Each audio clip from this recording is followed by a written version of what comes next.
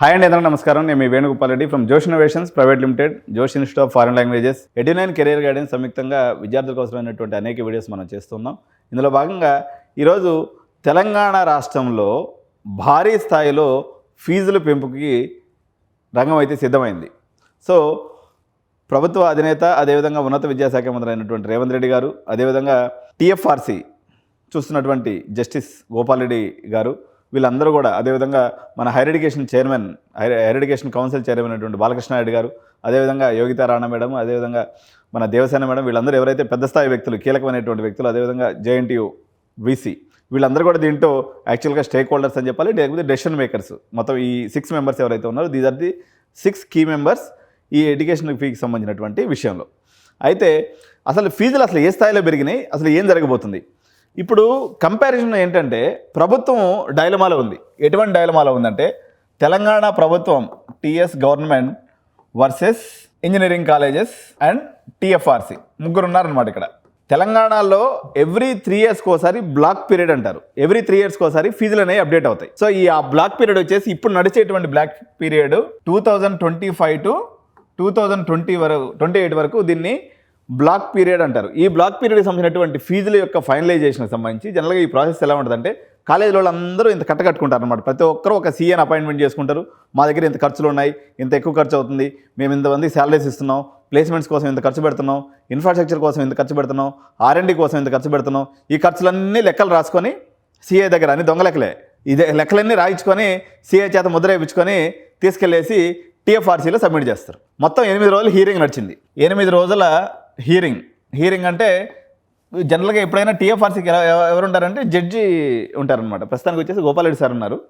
So ఈ judge గారు ఏం చేస్తారంటే, ఈ ఫీజులన్నింటినీ కూడా ప్రభుత్వానికి సంబంధించినటువంటి సీఎల్ చేత ఒక మదింపు చేస్తారు. మదింపు అంటే మొత్తం దాన్ని స్క్రూటినీ చేసి, అవునండి వీళ్ళ దగ్గర క్వాలిటీ ఉంది, వీళ్ళు 7th పే స్కేల్స్ ఇస్తున్నారు, వీళ్ళు జెన్యూన్గా కాలేజీలు రన్ చేస్తున్నారు అనేటువంటి నిర్ధారణకు వచ్చిన తర్వాత, సపోజు ఇప్పుడు సిబిఐటి తీసుకున్నారనుకోండి, సిబిఐటి, వాసవి, అదేవిధంగా విఎన్ఆర్, నారాయణమ్మ, ఎంజీఐటి, ఇటువంటి ఒక 10 కాలేజీలు ఏమో దగ్గర 2.5 లక్షల ఫీజుకి అప్లై చేసుకున్నాయి. ఇంచుమించు మిడ్ లెవెల్ కాలేజెస్ అన్నీ కూడా 2 లక్షల ఫీజుకి దగ్గరకు వచ్చేసినాయి. ఈ మదింపు అంతా ఎవరు చేస్తారు? టీఎఫ్ఆర్సీ ఆధ్వర్యంలో టీఎఫ్ఆర్సీ చైర్మన్ లేకపోతే గోపాల్ రెడ్డి జస్టిస్ సార్ ఎవరైతే ఉన్నారో వీళ్ళందరూ కూర్చొనేసి, ప్రభుత్వానికి సంబంధించినటువంటి చార్టెడ్ అకౌంటెంట్స్ అందరూ దగ్గర కూర్చొని దీని యొక్క మదింపు అనేది చేస్తారు.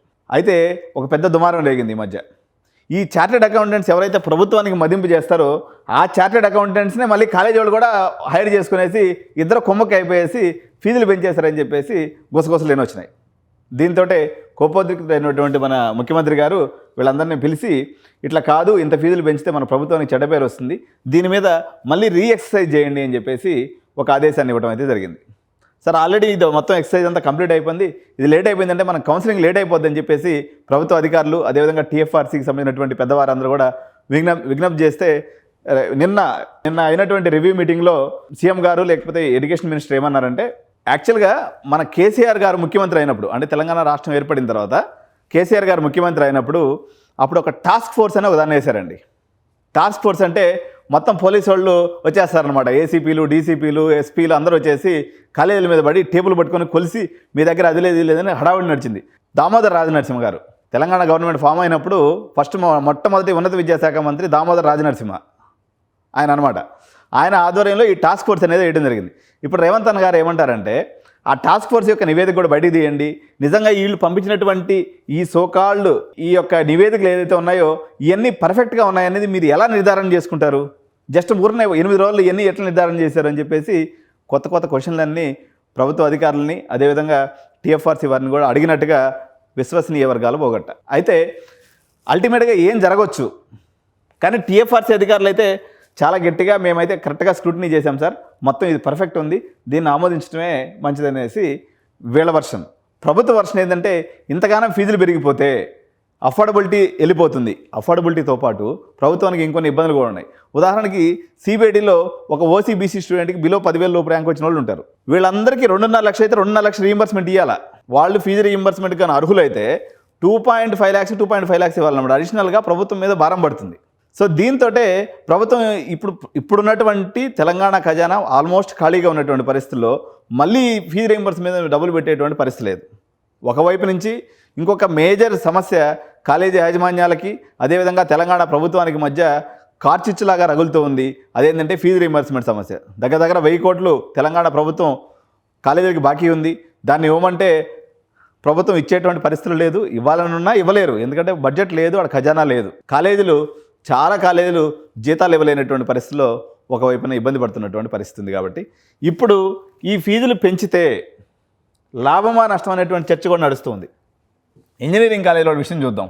ఉదాహరణకి టాప్ 20 ఇంజనీరింగ్ కాలేజీలు ఉన్నాయి. కమ్మగా 2.5 లక్షల ఫీజు తీసుకుంటాయి, లేదా 2 లక్షల ఫీజు తీసుకుంటాయి. వీళ్ళు కమ్మగా ఎంజాయ్ చేస్తారు. వీళ్ళ కౌన్సిలింగ్లో ఎవడన్నా ఈ ఫీజు ఎక్కువైపోయి డ్రాప్ అయిపోయినా ఆ సీట్లను ఎవడో ఒకటి వచ్చి తీసుకుంటాడు. కమ్మగా పైసలన్నీ గల్లబెట్టలు వేసుకొని కడుపులో చల్లగా కూర్చుంటారు. చిన్న కాలేజీల సంగతి చూద్దాం. ఉదాహరణకి ఇప్పుడు గట్కేసర్లోనో, లేకపోతే ఇబ్రహీంపట్నంలోనో, లేకపోతే మన రామోజీ ఫిలిం సిటీలో ఉన్నటువంటి కాలేజీలో చాలామంది అయోమయంతో, అమాయకత్వంతో 1,55,000 ఫీజు పెట్టుకున్నారు. మటాష్ అయిపోతారు ఈ దెబ్బతోటి. నేను చెప్తున్నాను, మీరు ఏ ఉద్దేశంతో ఫీజులు తీసుకున్నారో తెలియదు, కానీ మల్లారెడ్డి సారు మీరు ఈ తప్పు చేయాలని ఆయన కాసుకొని కూర్చున్నాడు. కరెక్ట్గా 9,600 సీట్లు తెచ్చుకున్నారు. మీరు కౌన్సిలింగ్లో సీట్లు అలాట్మెంట్ కానగానే ఆయన 1,20,000 సీట్ అంటాడు. మీ దగ్గర 35,000 రీయింబర్స్మెంట్ పోతే 1,25,000 మళ్ళీ కట్టుకోవాలాడు. సప్పుడు కాకుండా వచ్చి అందరూ మల్లారెడ్డిలో చేరిపోతారు. మీరు దుకాణం అంతా ఖాళీ వేసి పెట్టుకోవాల్సిన పరిస్థితి. పేరెంట్ ఇదే చేస్తారు చూడండి. చాలా కాలేజీల పరిస్థితి అంటే చిన్న కాలేజీలు అంటే ఈరోజు చిన్న పెద్ద దానికి డెఫినేషన్ లేనప్పటికీ పబ్లిక్ పాయింట్ ఆఫ్ వ్యూలో చిన్న కాలేజెస్, లేదా మొన్నటిదాకా 30,000-40,000 నడిచిన కాలేజెస్, మొన్నటిదాకా మేనేజ్మెంట్ సీట్ని 50,000 ఇచ్చిన కాలేజెస్ 2-3 ఏళ్ళ క్రితం వరకు ఏం అద్భుతాలు జరిగినాయి? 1,50,000 చేసుకొని కూర్చున్నారు. సో ఒక క్యాలిక్యులేషన్ ప్రకారం ఇప్పుడు తెలంగాణలో ఉన్నటువంటి మనకి ఎవ్రీ ఇయర్ 25,000 మంది చేరుతారు మేనేజ్మెంట్ సీట్స్. ఆల్రెడీ 20,000 మంది యూనివర్సిటీలో చేరేశారు. ఇంకొన్నది 10,000 మందే మేనేజ్మెంట్ చేయడానికి కూడా. వీళ్ళందరూ వచ్చి మీ యూనివర్సిటీలు నిండుకొండలాగా తయారై మొత్తం కాలేజీలో సీట్లు నిండిపోతాయి. జేఎన్టీయూ అటానమస్ కాలేజెస్ అన్నీ కూడా చాలా దారుణమైనటువంటి పరిస్థితికి వెళ్ళిపోతాయి. సో ఇదైతే జరగబోయేటువంటి సత్యము. నేను చెప్తున్నాను కదా, ఇప్పుడు మీకు ఫస్ట్ ఈసారి తెలంగాణ గవర్నమెంట్, నెక్స్ట్ వీడియోలో నేను చేస్తున్నా, తెలంగాణ గవర్నమెంట్ ఇప్పటివరకు మీలో చాలామందికి ఐఐటి జేఈ రాసేటప్పుడు జోసాలో మాక్ కౌన్సిలింగ్ అనేటువంటి ఒక సిస్టమ్ ఉంటుంది అనమాట. అంటే మనం ఆప్షన్స్ పెట్టుకుంటాం, డమ్మీగా అలాట్మెంట్ వస్తుంది. అలాట్మెంట్ చూసుకొని అరే మనం తప్పు చేసామా రైట్ చేసామని చూసుకొని కరెక్షన్ చేసుకునే దానికి మరొకసారి అవకాశం వస్తుంది. అప్పుడు రియల్గా మనం కౌన్సిలింగ్లో ఆప్షన్స్ పెడతాం, రైట్. ఇప్పుడు టీఎస్ వెబ్సైట్లో కూడా సేమ్ మోడల్ కౌన్సిలింగ్ని తీసుకొస్తున్నారు. రేపు జూలై 15వ తారీఖు నుంచి జరిగేటువంటి కౌన్సిలింగ్లో మీకు స్ట్రైట్ అవే కౌన్సిలింగ్లో పార్టిసిపేట్ చేసే అవకాశం ఉండదు. మీరు అన్ని ఆప్షన్స్ పెట్టుకుంటారు. ఆప్షన్స్ పెట్టుకున్న తర్వాత మీకు అలాట్మెంట్ వస్తుంది. బట్ అది మాక్ అలాట్మెంట్.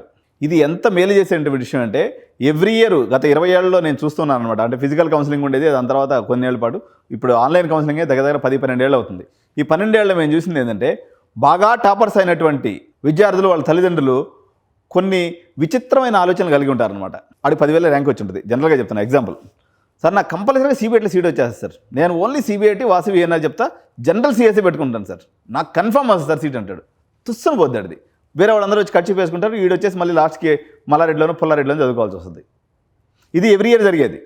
కానీ ఈసారి ఆప్షన్కి ఛాయిస్ లేకుండా గవర్నమెంట్ ఏం చేసిందంటే ఇప్పుడు ఇట్లాంటి అయోమయంలో ఉన్నటువంటి పేరెంట్స్ అందరికీ తెలంగాణ రాష్ట్ర ప్రభుత్వం, జేఎన్టీయూ హైదరాబాద్ మరియు తెలంగాణ హైయర్ ఎడ్యుకేషన్ కౌన్సిల్ ఈ నెల 21వ తారీఖు నుంచి అవగాహన సదస్సులు పెడుతుంది. అవగాహన సదస్సులు పెట్టి వీళ్ళందరికీ కూడా అవేర్నెస్ని క్రియేట్ చేసి, మనం ఎప్పుడైనా ప్రభుత్వాన్ని కోరుతుంది అదే.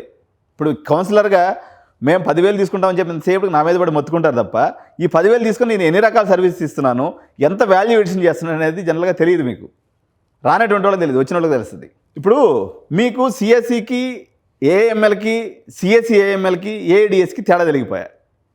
ఏఐడిఎస్లో సిఎస్సి కనిపిస్తలేదు సార్ అంటే ఏడ కనిపిస్తుంది? ఐటీలో సిఎస్సి కనిపిస్తుంది. ఎంత అవేమేమంటే ఐటీ భూమి పుట్టక ముందు పుట్టిన బ్రాంచ్ అది.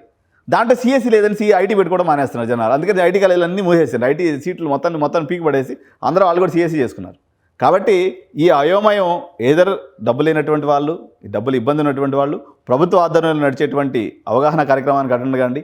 ఆర్థికంగా స్తోమత ఉండి నేను ఆ గుంపులో ఎందుకులే అన్నపూర్ణ క్యాంటీన్ దగ్గర లైన్లో నిల్చున్నట్టుగా నిల్చోవటం అనుకునే వాళ్ళు మిగిలిన వాళ్ళు నా దగ్గరికి వస్తే 10,000 తీసుకొని మొత్తం 2 కౌన్సిలింగ్ నీట్గా ఆప్షన్స్ పెట్టిస్తాను. మీకు ఆప్షన్స్ పెట్టించడం అంటే దీంట్లో చాలా చిట్కాలు ఉంటాయి. నేను ఎటువంటి చిట్కా జనరల్ ఎగ్జాంపుల్ కోసం చెప్తున్నా. ఉదాహరణకి గోకరాజులో మీకు ఒక 6,000 ర్యాంక్కి సిఎస్సి వస్తుంది అనుకుందాం ఫర్ ఎగ్జాంపుల్. కానీ నీ ర్యాంక్ 8,000 ఉంది. నువ్వేం చేస్తావు? పోయి ఐఆర్ఈ పెట్టుకుంటావు. నేనేం చేస్తానంటే నీకు తీసుకొచ్చేసి ఈసీలోనే పెట్టిస్తా. నువ్వు సింపుల్గా స్లైడ్ అనే ఒక ఆప్షన్ కొట్టినావంటే పోయి ఎక్కడ పెడతావు? మళ్ళీ సిఎస్సిలో పడిపోతావు. స్లైడింగ్ ఎంతమందికి అవుతుంది, ఎంతమంది డ్రాప్ అయిపోతారు, ఈ క్యాలిక్యులేషన్ మీ దగ్గర ఉంటుందా? ఉండదు. అంటే నియర్ బై ర్యాంక్స్ ఉన్నటువంటి వాళ్ళు ఏ రకంగా కింద బ్రాంచ్లో పెట్టుకొని పై బ్రాంచ్కి ఎలా స్లైడ్ అవుతారు, ఇది అనుభవం ఉన్నటువంటి వ్యక్తులు తప్ప మీరు గెస్ చేయడానికి కానీ లేకపోతే గూగుల్లోనో చాట్‌జీపీటీలోనో కొడితే వచ్చే విషయం కాదు. ఇప్పుడు నేను ఇందాక చెప్పాను ఎగ్జాంపుల్, ఏ గట్కేసర్లో ఉన్నటువంటి కాలేజీనో లేకపోతే ఏ ఇబ్రహీంపట్నంలో ఉన్నటువంటి కాలేజీనో 1,60,000 ఫీజు పెట్టుకుంది. వాళ్ళు ఏదో తలకమాసిన వాళ్ళు అట్లా పెట్టుకున్నారు, బాగానే ఉంది. ఇప్పుడు కంపారిటివ్లీ మల్లాడి సార్ నేను ఎప్పుడు చెప్తుంటాను, ఆయన పాలు అమ్మినాడు, పూలు అమ్మినా, ఏదమ్మినా కానీ ఆయన ఎప్పటికీ ఒక సెన్సేషనే. ఆయన ఏం చెప్తాడు, ఐటీ సీటు తీసుకోండి నా దగ్గర ₹1,00,000 అంటాడు, ₹1,20,000 అంటాడు. ఆ సోకాల్డ్ ఇబ్రహీంపట్నం కాలేజీకి పోయేసి 1,55,000 కట్టడం కన్నా మా దానికన్నా మా దబిడిదిబిడైనా సరే మా మల్లాడి సార్ మేలు. ఇప్పుడు పేరెంట్స్కి ఆ లాజిక్ తెలియకపోవచ్చు, లేకపోతే వాళ్ళకి అవగాహన లేకపోవచ్చు. మనకి ఎవరి మీద బయాస్ ఉండదు. అల్టిమేట్గా నాకు 10,000 మీరు పే చేస్తున్నారు కాబట్టి నాకు మీకు సర్వీస్ ఇవ్వటం, ఇది ఒకటే మోటో. నాకు మల్లాడి సార్ అయినా ఒకటే, గట్కేసర్ కాలేజ్ అయినా ఒకటే, లేకపోతే ఇంకొక XYZ కాలేజ్ అయినా ఒకటే. ఎడ్యు9 కెరీర్ గైడెన్స్ ఏ ఒక్కరికి బయాస్గా పనిచేయదు. నేను బయాస్ చూపించేది ఎవరి మీద అంటే కేవలం పేరెంట్స్ మీద తప్ప నాకు ఏ కాలేజ్ చైర్మన్తోనో ఏ యూనివర్సిటీతోనో బయాస్ అనేది అవసరం లేదు. మనకి మీరు 10,000 కడుతున్నారు, ఉన్నదంటూ ది బెస్ట్ మీకు చేసి పెట్టి పంపించడం. సరే, మొత్తానికి ఏంటంటే అల్టిమేట్గా ఇది గవర్నమెంట్లో జరిగేటువంటి పరిణామాలని చెప్పాను. యాక్చువల్గా ఫీజులు పెరుగుతాయా పెరగవా, ఇదంతా ఎందుకు సార్ సుత్తి లేకుండా సూటిగా ఒక మాట చెప్పండి అంటే 100% ఫీజులు పెరుగుతాయి. ఇది గుదిబండి అయినా బ్యాడ్ న్యూస్ అయినా మీరు భరించాల్సిందే. మల్లాడి సార్ మీద పాలు పోసినట్టు మిగిలిన కాలేజీలు ఉన్నట్లు మట్టి కొట్టినట్టు. అందరూ యూనివర్సిటీస్ ఏం బ్రహ్మాండంగా సీట్లు నింపుకోగలవు, బుడ్డ కాలేజీలు మాత్రం దెబ్బైపోతారు. మీరు కూడా ఇక తప్పేది కాదు. ఇంకోటి, మెకానికల్ సివిల్ ట్రిపుల్కి ఫుల్ రీఇంబర్స్మెంట్ ఏదైనా వచ్చే అవకాశం ఉందా? నెక్స్ట్ వీడియో తప్పనిసరిగా చూడండి. Thank you so much. జై హింద్.